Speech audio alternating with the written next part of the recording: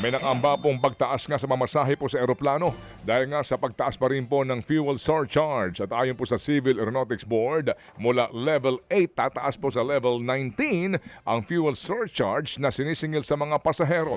Ito'y epektibo para po sa mga ticket na naibubuk mula April 16 hanggang April 30. Kaya po naman higit sa 600 hanggang higit na 1,800 pesos ang magiging pataw sa bawat domestic flight ticket, habang 2,000 hanggang 15,000 pesos ang dagdag sa international flights. Ayon po sa CAB, kanila pong muling pag-aaralan ng fuel surcharge kada 15 araw. Kaya maaari itong tumaas o bumaba habang umiiral ang krisis sa langis dahil sa patuloy pong gyera sa gitnang silangan. Sa programang Ted Filon at DJ Chacha po naman, sinabi po ng DOE na hindi raw makakapagtakda ng presyo ang DOE sa jet fuel.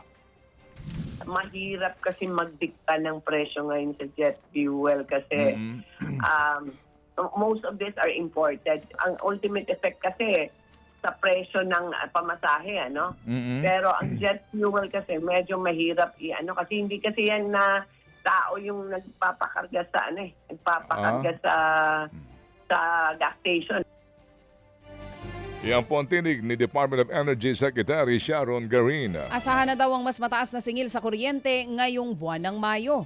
Ayon po sa Energy Regulatory Commission o ERC, tumaas nga po ang presyo ng kuryente sa wholesale electricity spot market noong Abril. Maaaring umabot sa higit piso kada kilowatt-hour ang dagdag singil sa mga consumer. Upang maibsan ito, binilisan ng ERC ang refund ng Meralco na aabot po sa 25 centavos kada kilowatt-hour simula May.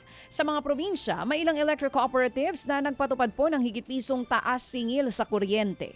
Ang babala ng mga eksperto, posible pang madagdagan ang pagtaas ng kuryente sa mga susunod na buwan. Sisimulan po naman daw ng Agriculture Department ang procurement ng Farm to Market Road sa buwan ng Mayo. Meron pong 33 billion pesos para po sa higit na 1,600 na proyekto sa buong kapuluan. Layunin po nitong makapagpagawa ng higit sa 2,000 kilometro ng mga kalsada para po sa mga magbubukid. Pero hamon ngayon ang pagtaas nga ng presyo ng langis na siya nakakaapekto po sa gastusin ng konstruksyon. Nakikipag-ugnayan po daw ang ahensya sa DPWH para maayos ang tamang presyo ng mga proyekto. Inaasahan po na matutuloy ang mga proyekto sa tamang oras at matatapos sa loob ng 2 taon. Sa ngayon dito, mayroon pong kontrobersya sa appointment ng isang opisyal ng DA na nag-resign sa DPWH dahil daw po sa isinasangkot umano sa mga kaugnayan sa mga kontratista. Opo, nag-resign doon pero ngayon yun naman ang kinuha para din po sa ganitong trabaho. Ano daw? Okay. Oo, samantala mga kapatid, bumaba naman po ang presyo ng langis habang halo-halo ang galaw ng stock market sa buong mundo. Sinusuri ng traders ang posibleng US-Iran peace talks matapos pong pahabain ng tigil putukan. Pero nananatili ang blockade sa Strait of Hormuz na mahalagang daanan ng langis sa mundo. Dahil sa kawalan ng linaw sa negosasyon, nag-iingat po ang mga investors sa paggalaw ng merkado.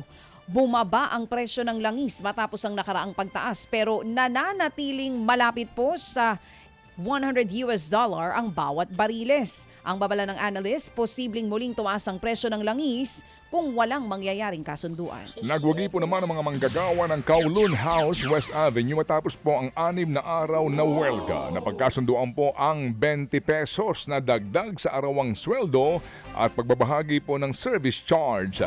Nabuo ang kasunduan sa pamamagitan pa rin po ng negosasyon ng National Conciliation and Mediation Board. Una nga pong hiniling ng mga manggagawa ang mataas na aumento dahil nga po sa hindi na ipatutupad na benepisyo. Ayon sa Union, ipinakita po ng welga ang lakas ng pagkakaisa ng mga manggagawa. Dagdag nila, ang laban na ito'y para sa mas maayos na sahod at karapatan ng lahat ng manggagawa.